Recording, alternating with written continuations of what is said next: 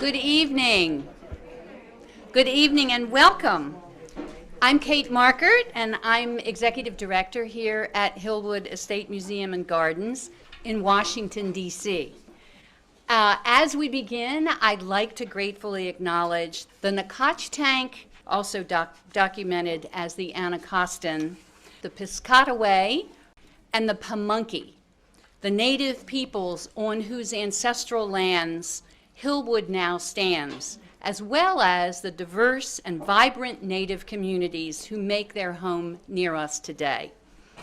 I'm delighted to welcome you tonight to the 9th annual Frederick J. Fisher Lecture, named in honor of Hillwood's former executive director, who served here for 20 years, from 1990 to 2010, and who is with us virtually tonight. Hello, Fred. Tonight, our program remembers those who have previously cared for the land Hillwood now stewards, inspired by the invitation in Christine May Rich Soil to honor those ancestors. Thank you, Christine, for all your wisdom and inspiration. If you have not yet seen that exhibition, or Roaring Twenties, The Life and Style of Marjorie Post, I invite you to visit us soon. Both exhibitions are on view until January 9th, 2022, and Hillwood's magnificent holiday decor will begin twinkling on the Tuesday before Thanksgiving, which is next week. I know it's a shock, but though it's a joy to be back in Hillwood's Visitor Center for the first lecture here since February of 2020. And I am so pleased that we can offer this program as a virtual experience too. Welcome to all, those here in this room with me, as well as those joining us from the comfort of their own homes. If you are joining via Zoom, your camera and microphones are not on, so please make yourself comfortable. Feel free to submit questions via the Q&A function on the Zoom menu. For those of you who are here in Hillwood's Theater, please keep your mask on, as DC's guidelines, until Monday, who knows, recommend. We thank you very much for your cooperation. Tonight's speakers will be the only ones to remove their masks while we're at the microphone so that we can be heard well. And as always, please silence your devices. I have not said that for over 20 months. So amazing. Used to be, you'd see my face, you'd turn your phone off, but you have to relearn all of that now. So tonight, we'll first hear from Dr. Elizabeth Rule. She will discuss the history and legacy of the Native peoples in our community. Then, Dr. Wilfried Zeisler will explore the stories of those who have been on Hillwood's 25 acres since the late 1700s. Because these stories will dovetail, both speakers will answer questions at the end. Our moderator, Erin Laurie, will ask questions submitted via Zoom, and we'll do our best to answer as many questions as the time will allow. Dr. Elizabeth Rule is an enrolled citizen of the Chickasaw Nation. As Assistant Professor of Critical Race, Gender, and Culture Studies at American University, and currently an MIT Indigenous Communities Fellow, Elizabeth is the creator of a free mobile app, Guide to Indigenous DC. Her research on issues in the Native American community has been featured in the Washington Post, Matter of Fact with Soledad O'Brien, The Atlantic, Newsy, and NPR. She's also a published author, releasing scholarly articles in American Quarterly and the American Indian Culture and Research Journal. Elizabeth has 2 forthcoming monographs. The first, Reproducing Resistance, Gendered Violence and Indigenous Nationhood, analyzes the intersection of violence against Native women Reproductive Injustice, and The Missing and Murdered Indigenous Women. This work received the Julian Mezzi Award for Best Dissertation from the Association for the Study of Law, Culture, and the Humanities in 2020. Elizabeth's second monograph, Indigenous DC, Native Peoples and the Nation's Capital, analyzes historical and contemporary sites of indigenous importance in the District of Columbia and emphasizes that all American land is Indian land. Previously, Elizabeth served as director of the Center for Indigenous Politics and Policy and faculty in residence at George Washington University, a postdoctoral fellow at American University, Ford Foundation fellow, and a predoctoral fellow at MIT.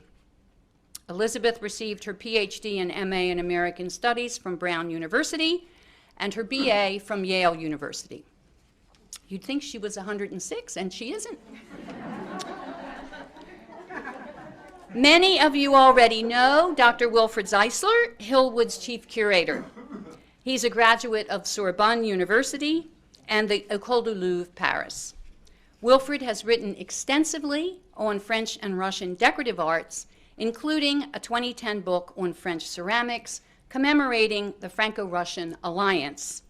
Several articles and contributions to books such as Artistic Luxury, Fabergé, Tiffany, and Lalique, and that was back in 2008, again when he was a child. Wilfried's dissertation on French art and luxury goods in Russia from the 1880s to 1917 was published in France in 2014. Since 2009, he has participated in and curated exhibitions in Paris, Monaco, and Washington, DC. At Hillwood, his most recent exhibitions were Fabergé Rediscovered in 2018, Bauca de Vries War and Pieces in 2019, Natural Beauties, Exquisite Works of Minerals and Gems, that was in 2020, and The Porcelain Flowers of Vladimir Kanevsky in 2021. Wilfried co-authored Konstantin Makovsky, The Tsar's Painter in America and Paris, and is the author of Fabergé Rediscovered and Vive la Belle Époque à Paris, Paul de Russie and Olga Paley, both published in 2018. He's currently working on 2 book projects, one exploring the connections between the Yusupovs and Parisian culture, and the second on the collection of Hillwood's founder, Marjorie Post, co-authored with the rest of Hillwood's curatorial team. Please join me in welcoming our first speaker, Dr. Elizabeth Ruhl.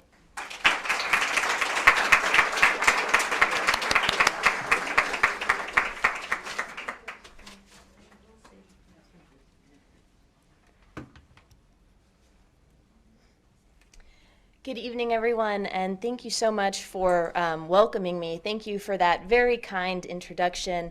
I'm also delighted to share this lecture this evening with my new esteemed colleague, and thank you also to the Hillwood staff and Erin in particular for facilitating this evening's event.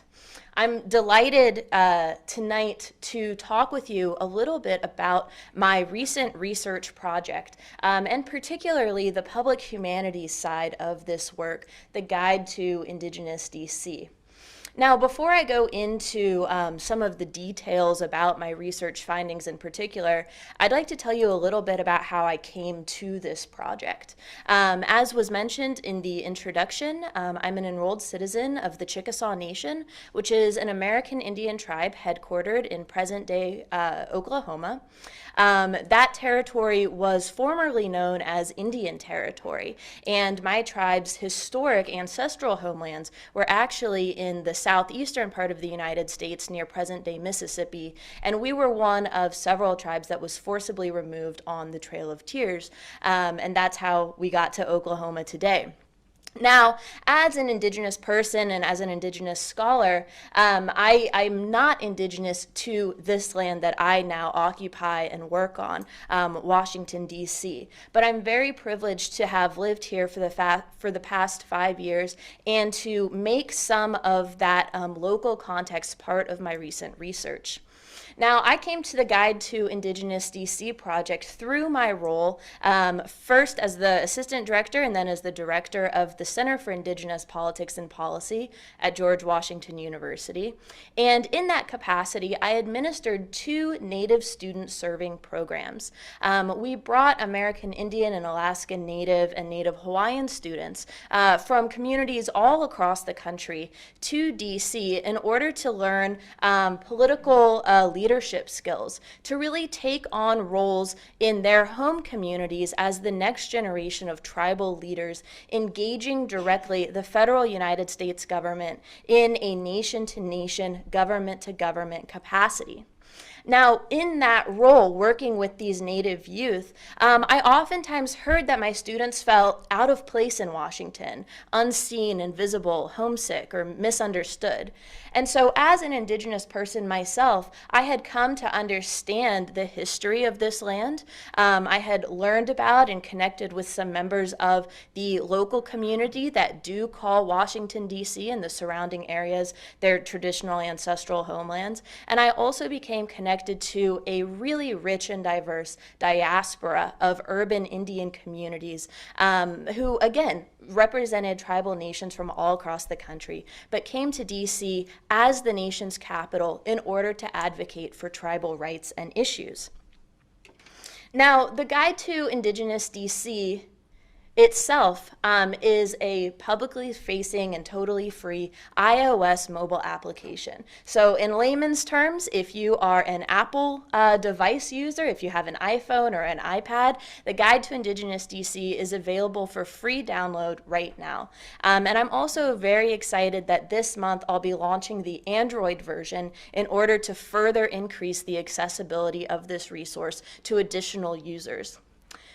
What you see in the app itself are 17 sites of Indigenous significance that I have curated through a process of community consultation, work with scholars and historians who do focus on Washington, D.C., and also community partners.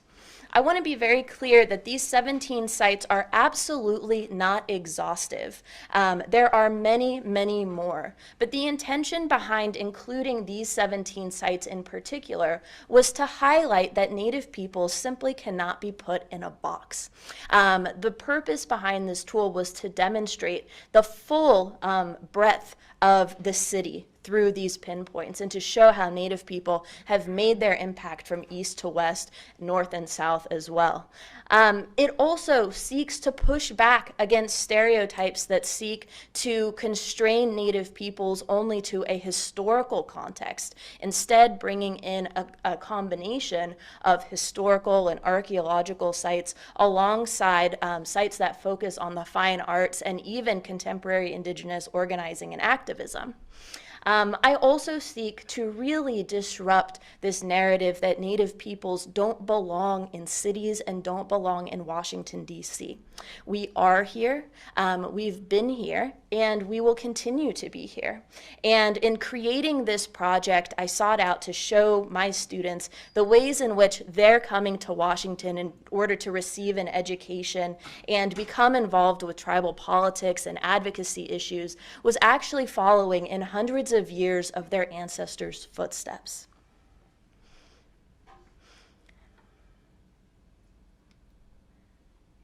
Now, to walk you through briefly a couple of these sites in particular, I want to highlight why I included these particular pinpoints and what you may find as a user of the Guide to Indigenous DC mobile application. The first site is the U.S. Marine Corps War Memorial, and this is an absolutely iconic image. How many of you have seen this, right? And how many of you have actually been to this physical location? Right, the vast majority of us, right? Millions of tourists visit this site every year in Washington, D.C. But what many may not realize is that one of those service members depicted hoisting the flag at Iwo Jima is this gentleman by the name of Ira Hayes, and that he is also a citizen of his tribal community, the Pima people. This is really the first site that kicks off the Guide to Indigenous DC tour to show how Native peoples, again, even when included in these iconic public-facing sites, are often left out of the stories that we tell.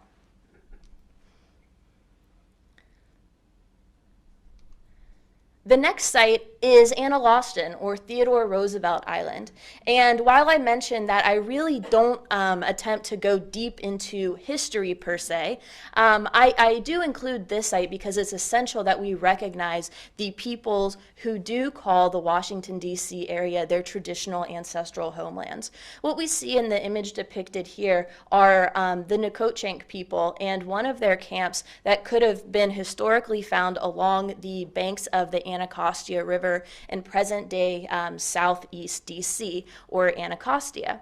As the city was developing and expanding and their land base was being encroached upon, these communities temporarily sought refuge on Theodore Roosevelt Island, this small strip of land that sits in the Potomac River right off of the neighborhood of Georgetown. Next, we have the Indigenous Peoples March. Now, you may ask, what does this really have to do with this map and Indigenous peoples? And there are so many marches and political activism events.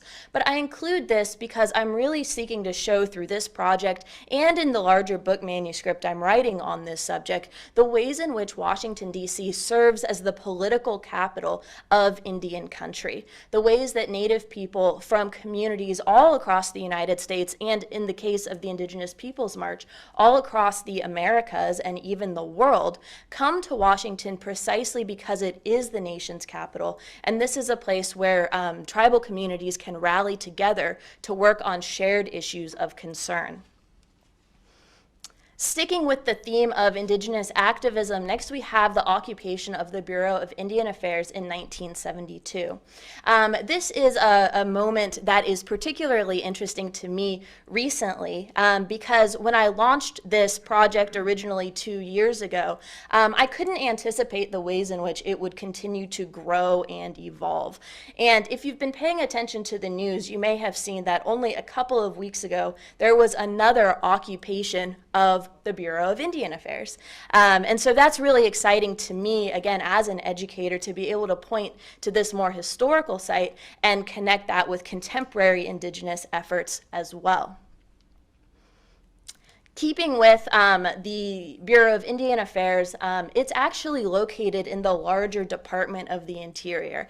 And again, if you've been following Indigenous recent events, you'll know that Deb Haaland was recently named the Secretary of the Department of the Interior, which is really exciting because she's the first Indigenous person to hold that post.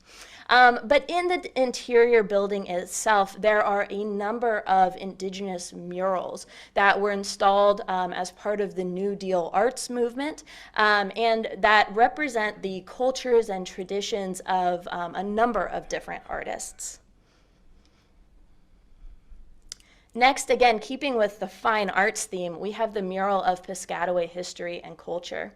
This is a piece that I had the privilege of actually seeing be installed. It was created by a non-native artist, but in close collaboration with members of the Piscataway community who, were able to relay individuals of importance, community leaders, family leaders, and also cultural motifs, wildlife, and moments of Indigenous activism. An interesting element of this mural in particular is that it's part of the artist's larger project to create a series of murals that in their totality are larger than President Trump's former southern border wall. Interesting. And so this is on view at George Washington University in the Corcoran School of Arts and Design. Next, again, I'm certainly not an archaeologist, but this site was too important to pass up. These are artifacts that were discovered on the White House South Lawn. Now, my project, again, focuses on DC because of its iconic nature and stature, and within the city itself, where is more iconic than the White House, right? So in the 1970s, the White House was actually excavating part of its property in order to install a swimming pool. And in that process of digging, it was uncovered that there were various indigenous artifacts, flints, arrowheads, things of that nature. And essentially what this narrative tells is that all of Washington, D.C., down to our most foundational institutions, such as the White House, are quite literally built on Indian land. Next, we have the Native Nations March of 2017. This is another more contemporary moment of Indigenous activism that was really part of the larger movement, which you may have seen, against the Dakota Access Pipeline and Keystone XL Pipeline. Again, there was so much attention around what was happening at Standing Rock, and you may have seen the development of huge camps, prayer camps made up of water protectors. But again, as this march demonstrates, DC still becomes an operational site where activists took to the streets, erected teepees, carried signs, and came together across various nations in order to meet with politicians and seek a federal intervention into a local issue. Next, we have the Kicking Bear and Buffalo sculptures at Dumbarton Bridge. Dumbarton Bridge is a bridge that connects the Kalorama and Georgetown neighborhoods in Northwest Washington. It was created in 1915 by Proctor and Brown, and the intention behind this bridge was really to pay tribute to the idea of the closing of the frontier, manifest destiny realized, the conquering of the West, if you will. But what comes along with those national narratives and myths is the idea of the vanishing Indian, right? And so this bridge sought to pay tribute to that concept by including Western motifs such as the buffalo and the likeness of a tribal leader.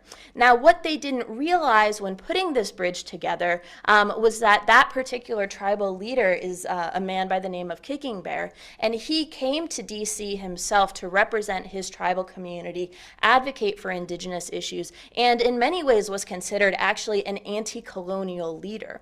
So there's really some irony behind this bridge.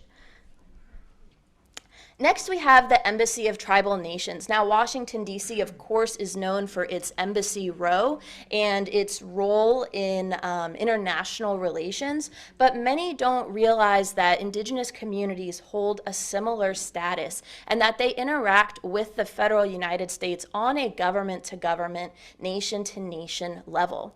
Now, just by, a show of hands, or if we have any volunteers, does anyone know how many federally recognized tribes exist in the United States here today in 2021? Any guesses? 600. 600? 23? 100 and some? Anyone else? All right, so we really have a huge range, right? There are 574 of these located all across the United States. And that's a fact that may be surprising to you, and it is really not widely known by members of the public. And for that reason, the Embassy of Tribal Nations is included in my Guide to Indigenous DC because precisely it carries out the role of that nation-to-nation, government-to-government relationship. Next, we have the Cowboy and Indian Alliance of 2014. And like some of the other sites of Indigenous activism, there is no placard, there is no signage or statue honoring this event. But I include it in the Guide to Indigenous DC because I do believe that it's important that we recognize the efforts that have come before us as Indigenous peoples on this land today. I like to take my students out and actually stand on the national International Mall, where this photo was taken. I orient my students toward the Washington Monument on one side and the Capitol building on the other, as you can see here. And we stand in that space and we look through these photos and these photo albums, and we see and imagine and remember and honor what it would have been like to see our tribal leaders there on horseback representing our people and our communities. And that's an act that we can do through this digital mapping and mobile application project. Next, we have Bill Reed's Spirit of Haida Gwaii, which sits outside of the Canadian Embassy. Bill Reed is an internationally acclaimed Haida artist, and the Spirit of Haida Gwaii is largely considered his masterpiece. What's special to me about this piece is that I actually had the privilege of seeing its counterpoint, its sister statue, which sits in the Vancouver International Airport. This canoe at the Canadian Embassy is cast in black. The one in Vancouver is cast in jade. And what's important about this site in particular is that it calls into conversation an international Indigenous community and conversation. By having these two sister sculptures sit on either side of the settler-state border, I encourage you to think what it means for Indigenous artists to contest that land and claim a relationship across this base, which we call Turtle Island. Next, we have the National Museum of the American Indian, arguably the most well-known site, and for that reason, I won't spend too much time talking about it, except to encourage you to visit if you have not already been. But the next site is the National Native American Veterans Memorial. Native American people actually serve in the armed forces at rates higher than any other racial group per capita in this country, and that is precisely what this memorial seeks to pay tribute to. Again, thinking and reflecting on methodology and process, this map was really interesting because at the time of its release in July 2019, this site did not yet properly exist. It was slated to be constructed, there were plans, and I included that information, but due to COVID, it was delayed some months. And what that actually ended up signifying to me was the ways in which mapping can serve as a challenge not only to the stereotype of Native peoples as historical figures, but also as a declaration of Indigenous peoples and our continuance into the future. So really it became a site that made me question, what does it mean to map something that does not yet properly exist? And that's precisely the kind of work that's able to be done through this methodology. Next, we have Native leader statues at the U.S. Capitol. Each state is able to contribute 2 statues of individuals who represent their state. And there are a handful that actually depict Native individuals. Here we have Popeye representing the state of New Mexico, Sarah Winnemucca representing the state of Nevada, and Kamehameha I representing Hawaii. There are others, but these are 3 that I wish to share with you this evening. Next, we have the Liberty and Freedom Lummi totem poles. These are a set of totem poles that honor those who lost their lives in the September 11th terrorist attacks. They were carved on the northwest coast and traveled all across the United States, stopping at different tribal communities along the way to receive prayers, ceremonies, and blessings. They were finally installed in their permanent home in the Congressional Cemetery here in DC.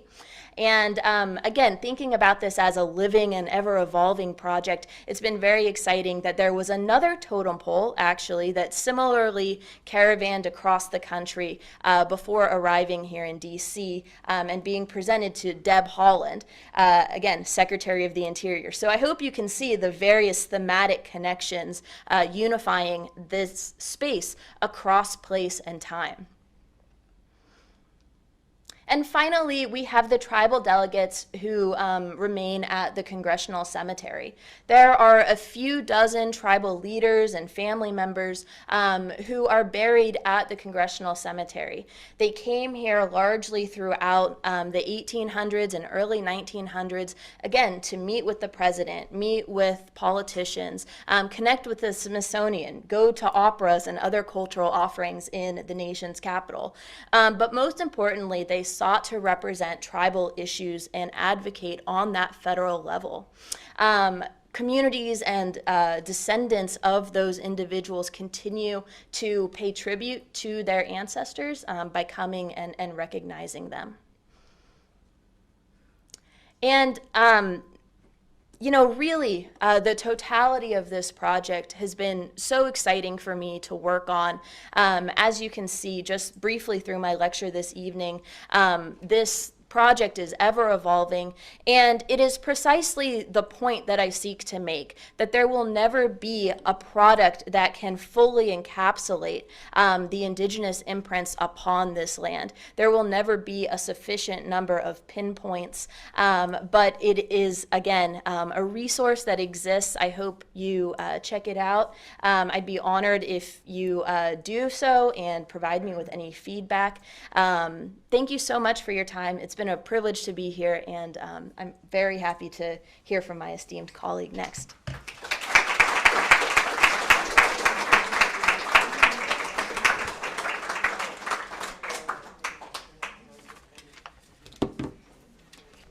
Thank you so much for this extraordinary presentation, Elizabeth. And I know exactly what I will do after this program. I will download the app immediately. So today, we'll give you more information about the history of Hillwood's land. I know many of you know a lot about Hillwood already, but because of the audience, you know, online, I want to give you first a little of background about our founder, Marjorie Post, before we go into the history of our land from the 18th century to nowadays. So Marjorie Post bought Hillwood in 1955 and then restored and refurbished the mansion and the estate between 55 and 57. Marjorie Post was born in 1887. She was the only daughter of C.W. Post, a genius entrepreneur who founded Postum Cereals, and which became later better known as General Foods. Marjorie Post was a renowned business executive, a collector, and a philanthropist. And she acquired, as I mentioned, Hillwood in 1955, 25 acres, which are located and surrounded by Rock Creek Park, about 1,800 acres around the estate. Here is a map of today's DC, Washington, DC, where you can see where we are located in the northwest quadrant of the city, and how we are surrounded by Rock Creek Park, which was the third national park to be created in 1890. And you can see on the right where we are located, with circled here behind Leo the Lion, our Washington monument circled in white right there. So the history, I will say, of the land here started, of course, far before Marjorie Post's time. And regarding the development of the estate, it started in the late 18th century when Isaac Peirce, coming from Pennsylvania, acquired actually land here in the late 18th century. At that time, cultivation of wheat and grains had developed in the area, and the Peirce actually created a mill here, Peirce Mill, which is actually not far from Hillwood. You may know that very famous landmark, and as you will see, a lot of the history of that place is actually connected to Hillwood. Isaac Peirce and his son Abner Peirce actually built in the 1820s this mill, which you can see on the next slide. Actually, no, I was too fast, sorry. I wanted to give you more details about the estate first, so sorry about that. So we'll go back to the Peirce in a minute. So the estate starts here with this gate. Well, a long time ago since I gave an in-person lecture, so. Wiggle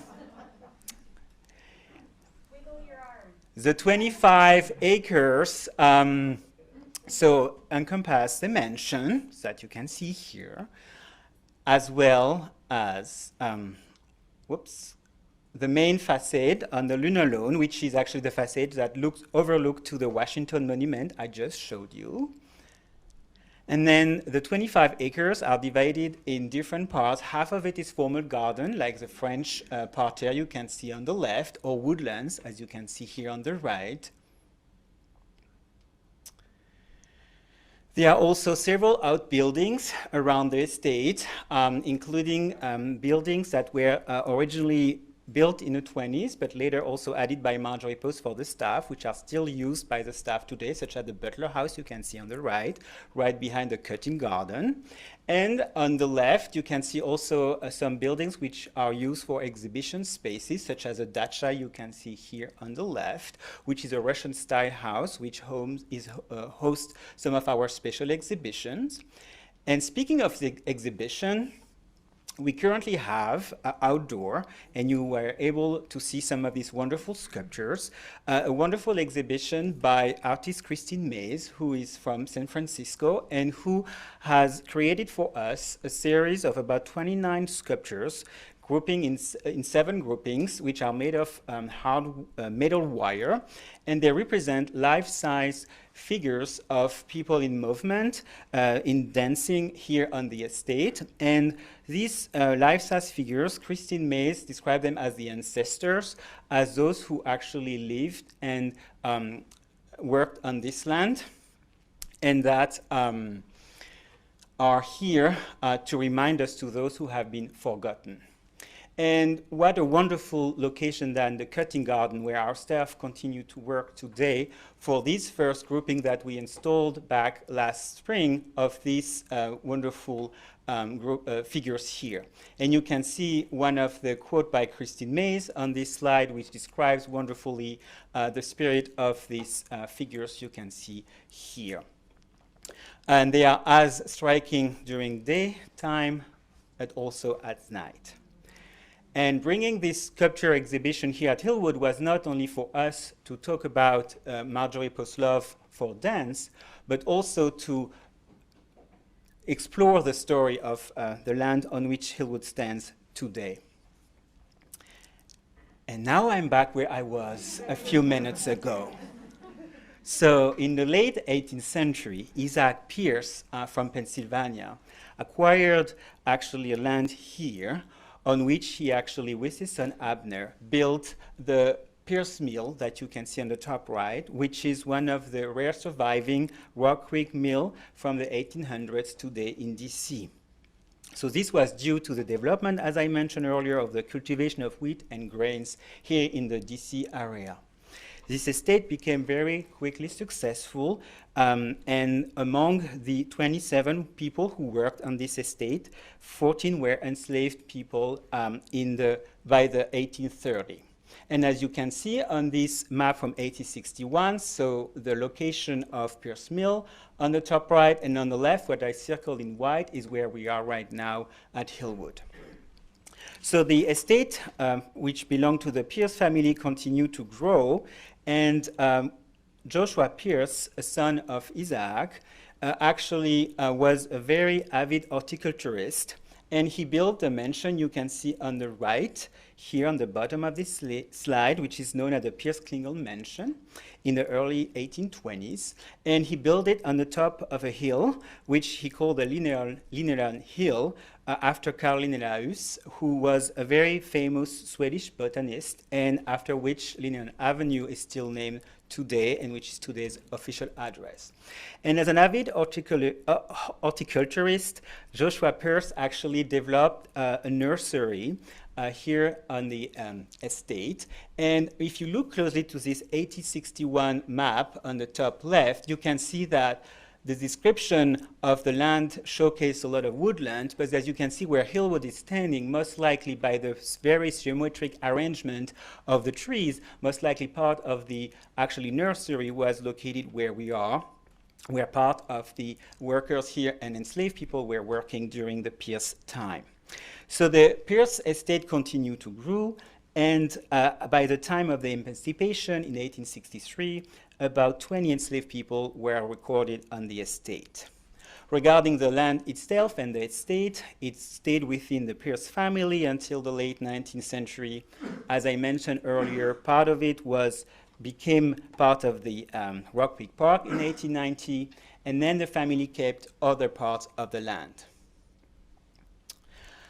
In the late 19th century, early 20th century, Edwin Newman, an estate developer based in Washington, D.C., married into the Peirce family and sold actually 2 pieces of land to Daisy Blodgett.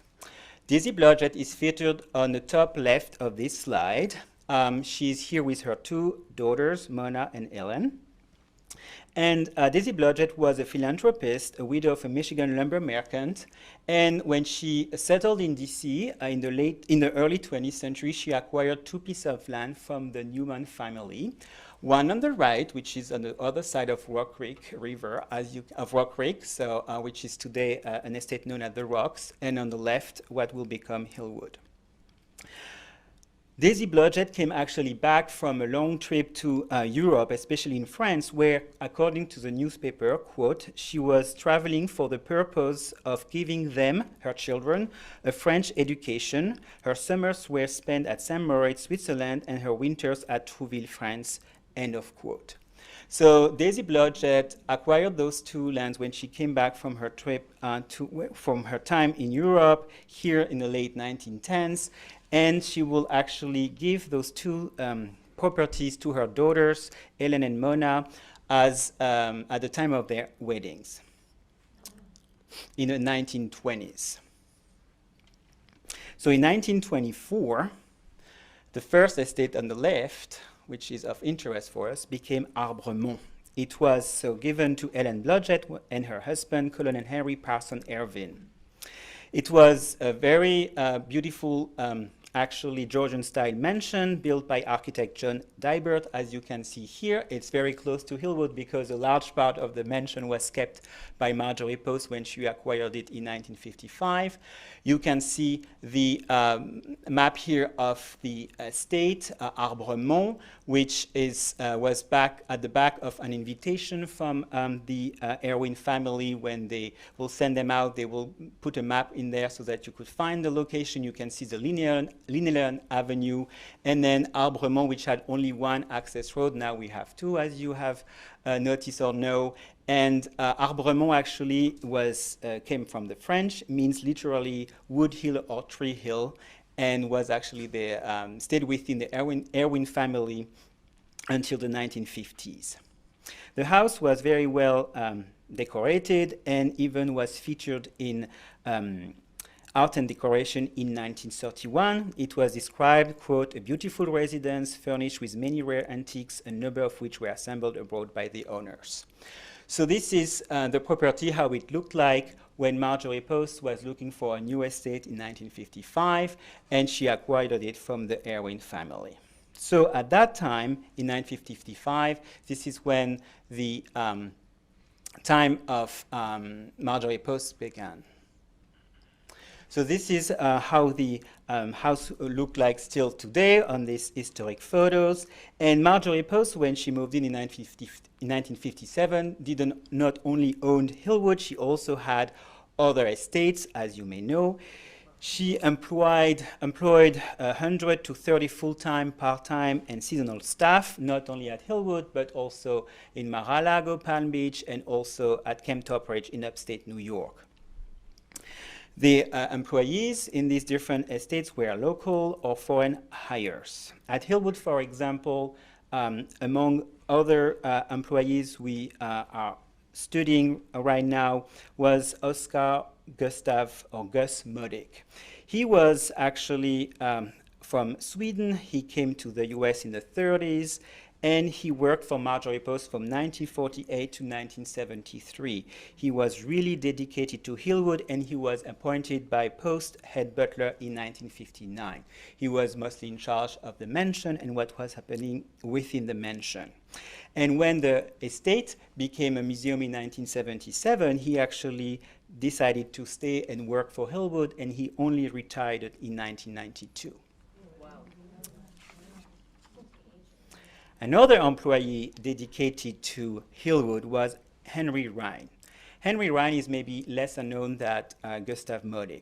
He was from an African-American family from Georgia, and he was introduced to Hillwood in 1955 by his brother, James, who was a gardener here at Hillwood. And actually 4 of the brothers, including Henry, worked for Hillwood in the 50s and 60s. And Henry Ryan worked here from 1955 to 1994. And he shares in his oral history how each gardener had their own actually space they were in charge of. And actually what you can see on this photo is actually the area that Henry and his brothers were in charge of, the Luna Lawn and the Vista, as you can see here. And he shares that he will sometime walk around with Marjorie Post, and as he said, quote, "She was easy to talk to. She was just like an ordinary person. She just talked. Sometimes I would walk around with her when she wanted to show me something that she wanted done or she wanted something moved." End of quote. And that was part of the work that Henry will do here in the garden. And he also shared how sometimes he was invited to come into the house to help with moving objects around the mansion. So that was to give you a sense of how the life was at Hillwood during the 50s and the 70s until Marjorie Post's death in 1973. The museum opened in 1977, but the estate continued to grow and to develop. In the 1980s, actually, a new building was added to the estate. The native, this building, the Adirondack building, was commissioned in 1983, inspired by actually Marjorie Post camp in Camp Topridge in upstate New York. And on the left, you can see some of the architecture elements that were used as a source of inspiration to build the Adirondack building. This is a famous boathouse of Camp Topridge on the bottom left. That was the camp that Marjorie Post acquired in the 1920s, 200 acres land in upstate New York. And this is a wonderful view on the lake from the boathouse. You can see on the top left, and these photos dates to actually past October, so they are quite recent. And you can see how this element of architecture from the 20s were used as a sort of inspiration to create that Adirondack building. And that building was originally commissioned in 1983 by the museum to host for 2 decades a third of the Indigenous art collection that Marjorie Post had collected for Camp Topridge starting in the 1920s. And this collection she actually gave to the Smithsonian, and for 2 decades they were on view in this building. And this shows you on the right, on this photo, how this display was arranged within the Adirondack building. And when the collection was sent back to the Smithsonian in 2004, where they belonged to and where they were donated to, so the building was transformed into our exhibition space, where we currently have, as is shown on this photo, our Roaring 20s exhibition that I hope you have seen tonight, or that I encourage you to come back to see soon.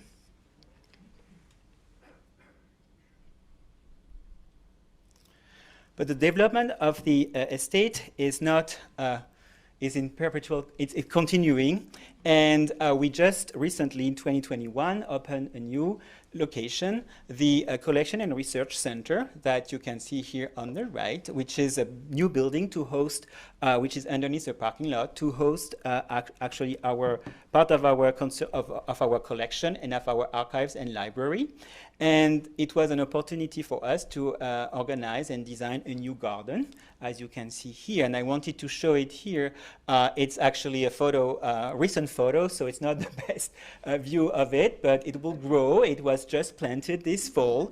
And it shows you like the development, of course, and the creation of new gardens. It is also a space where we have selected native plants so that they are like really 21st century like garden based on, you know, the plants that are fitting to that soil here and which are historically connected to the land. And this also garden I wanted to show to you because this is where we will actually most likely display one of our most recent acquisitions, so one of our wonderful sculptures by Christine Mays. I began this story today with this wonderful grouping that we have in the Curtin Garden by Christine Mays, and we acquired one of the sculptures which is part of the grouping that welcome us here at Hillwood during the exhibition, which will be on view until January, with this wonderful quote by Maya Angelou, the poet and civil rights activist, and which the goal that having this sculpture on view in the garden will, of course, help us continue to share the story of the land on which Hillwood stands today. Thank you very much for your attention.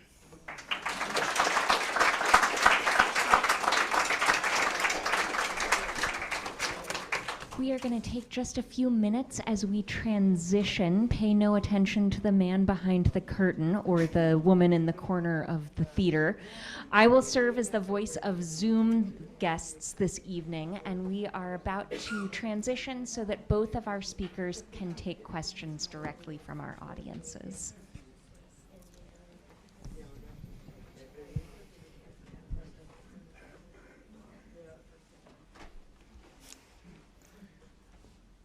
So if you have any questions for me or Elizabeth. Yes? Do you know anything about the indigenous people who live in Rock Creek Park and very close to the Hillwood property? Yeah, so the question was, you know, do I know much about the indigenous people who actually lived on or near the Hillwood property? This territory is claimed today by the Piscataway people.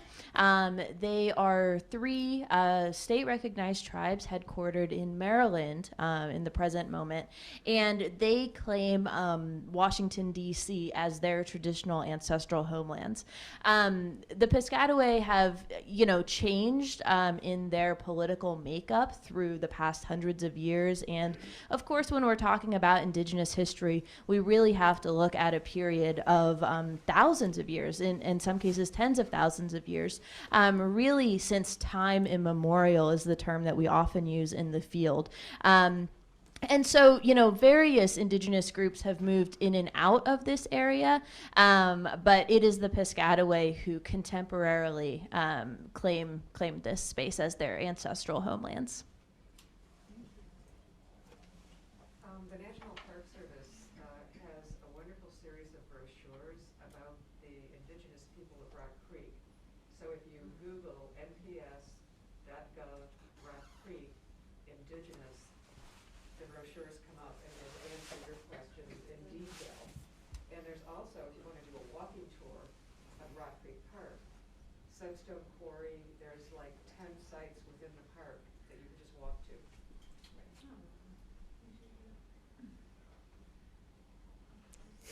Thank you. Yes. Sorry, for those of us who are joining by Zoom, I'm just going to try my best to recap that, and there is a lot of good information on the Peirce Mill website. The best way to find that is to Google Peirce Mill NPS Indigenous, and there are also walking tours available. Yeah, and there is also a lot about Peirce Mill itself, and there was a recent publication on the topic as well. We do have a couple of questions coming in from our Zoom audience. And the first is whether the Peirce grist mill is still selling cornmeal as they once did. That's a very good question, and I don't know. Again, perhaps Googling NPS Peirce Mill. We will do our best to find out about that.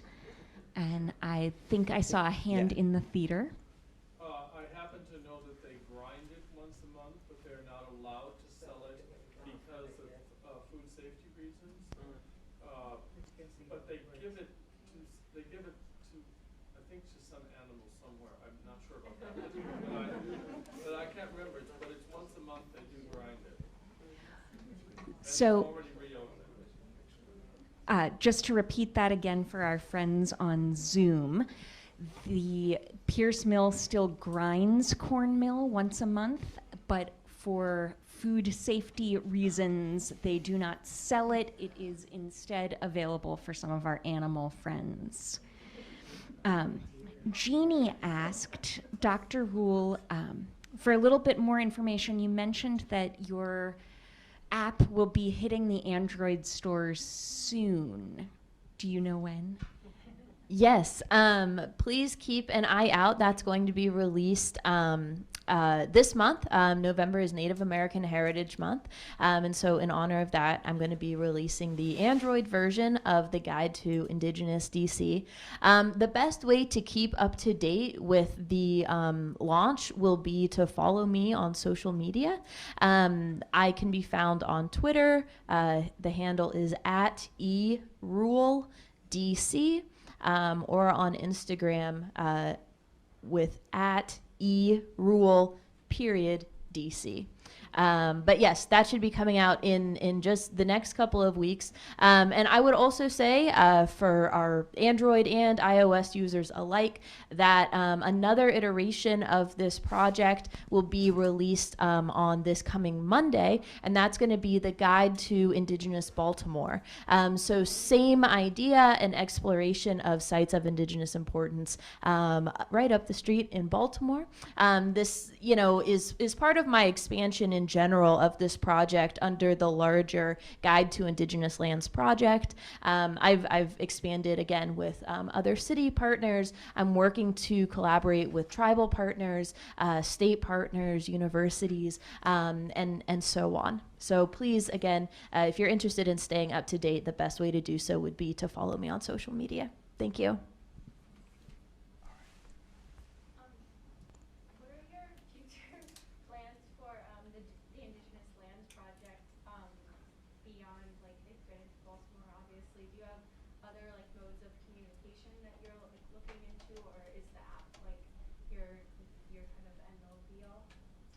Yeah, so really the app, which contains the digital map, is being expanded in a variety of different contexts. So right now I've already released, for example, a guide to tribal colleges and universities. So I don't know if anyone in the audience is familiar, but there are a number of institutions that specifically serve Indigenous students as well as others, tribal colleges and universities. That, of course, is national in scope. I also have a working prototype right now of a guide to Chickasaw culture, community, and country, focused on my own tribal community, and really, again, tracing that experience from having our ancestral homelands in the Southeast and our present-day political headquarters and jurisdictional territory in Oklahoma, or present-day Oklahoma. And so there are a number of different iterations. Some of them can be found within the Guide to Indigenous DC, and then others will be released as separate standalone apps. We've got a couple more questions coming in from our virtual audience. Julie asked if we have any photos of the collection that was previously housed in the Adirondack building. Yes, there are, but I was only able to find one in color, so there are many in black and white. But yes, we have some documentation in the archives about the display, the list of the objects, and some of them were actually mentioned in many publications, articles that were published at the time of the display. And most of them are now in the Smithsonian collection, so you can find some of them on their website as well, but not all of them are illustrated.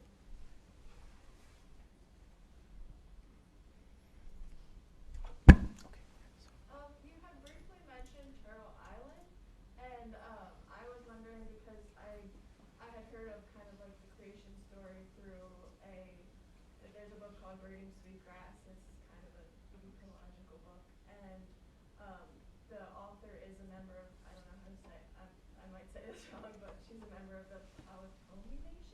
So I was wondering if the creation story and the story of Sky Woman kind of spans across most Indigenous nations. Yeah, so the question was, I made a reference earlier in my presentation to the idea of Turtle Island, and the question was, could I elaborate on where this concept comes from and who deploys it, if it's shared amongst tribes? So yes, the idea of Turtle Island is shared by many, but not all, tribal communities. Again, there are nearly 600 that are totally distinct. And so we have to imagine the tremendous diversity that exists between these groups. But yes, a number of tribal communities share this conceptualization of North America as a place called Turtle Island. In present times, this refers to a cosmological belief in the origin of this land base. I think that's what you were referring to with the book Braiding Sweetgrass. But it also can be a political statement that really thinks about this land and the Americas, and particularly North America, as a place that has only recently been shaped and changed by national borders. And so when I was referring to Turtle Island in the context of Bill Reed's sculptures sitting on either side of the US-Canada border, I was really talking about the ways in which these sister statues can exist in relationship with one another and can resist in some ways the division of Indigenous communities by that national border. So thanks for that question. Candy asked for more information about Dr. Rule's funders for the guides to Indigenous DC and now Baltimore and beyond. Yes, so the Guide to Indigenous DC was funded in part by the American Indian College Fund, which seeks to support Native students and scholars, as well as the Minneapolis Foundation and Natives in Philanthropy. Baltimore has had its own set of supporters and funders as well, and has been carried out in collaboration with another Indigenous scholar headquartered in Baltimore. Her name is Dr. Ashley Minner. Yes. In terms of the app, is it something that is going to be, like I know you said, I think 17 sites in DC, and then I'm interested in the one in Baltimore because that's where we're from, but is it something that's you're going to update as more sites, you study more sites, or you become aware of more sites? Is it something that, or is it kind of like you have a 17 sites and then it won't be updated? Right. So this is absolutely a living, ever-evolving project, and I have a whole list of additional sites beyond the 17 that I've curated for the particular launch and release. I should say that this project was really developed over the span of a couple of months, and that actually most of my research efforts are around Native women and violence against Native women in the US and Canada, gender violence, and the plague of missing and murdered Indigenous women in these countries. So this really, in many ways, developed as sort of a side interest, passion piece to create a resource for my Native students. But since the launch and since hearing the feedback from the public, the need for this type of material, it has taken a more prominent role in my own research agenda. So I have not updated it yet, but that is certainly on the docket. And I am doing the work of transforming this mobile application into a full-length manuscript project. So that book will be coming from Georgetown University Press, currently under contract. And that book will offer an elaboration into those 17 sites, providing additional information, as well as incorporating other sites as well. Save the best for last. I had no idea there was an embassy of tribal nations. What role does that body play in international stage? I mean, and does it overlap at all with Mexico, United States, and Canada? I never knew about that. Yeah, thank you so much for that question. So, the Embassy of Tribal Nations is managed by the National Congress of American Indians, which is a member-based organization representing a couple hundred of those federally recognized sovereign indigenous nations. In terms of international relations, indigenous nations are uniquely situated. Justice John Marshall described the state of indigenous sovereignty as that of a domestic dependent nation in his Marshall trilogy in the early 1800s. And so that determination really shapes indigenous affairs, the idea of being a nation within a nation or a domestic dependent nation.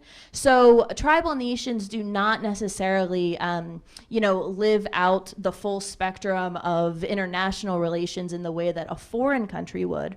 But actually, even if we look at, the foundational documents of our nation, such as the Constitution, there's an area called the Indian Commerce Clause that delineates the three types of sovereigns with which the U.S. federally deals, right? And those are listed as the several states, the foreign nations, and the Indian tribes. So that really gets to the heart of the type of sovereignty and role that the embassy plays. I should also say, too, though, that in addition to the Embassy of Tribal Nations, various independent nations, various independent indigenous nations maintain their own embassies in DC as well. Those include Navajo Nation, Chickasaw Nation, and others. And those, again, do very similar work. So thank you for that. I think we have time for one last question, and it does indeed go to you. Don't worry. The simple question is, where is located the embassy? About tribal nations. 1512. The Embassy of Tribal Nations, 1512. I think it was 1215 or 1512. Yes. Only a couple of blocks away from Embassy Row, in DuPont Circle, P Street, I believe. Yes. If you type it into Google Maps, it will show up. All right. Thank you all very much for joining us this evening.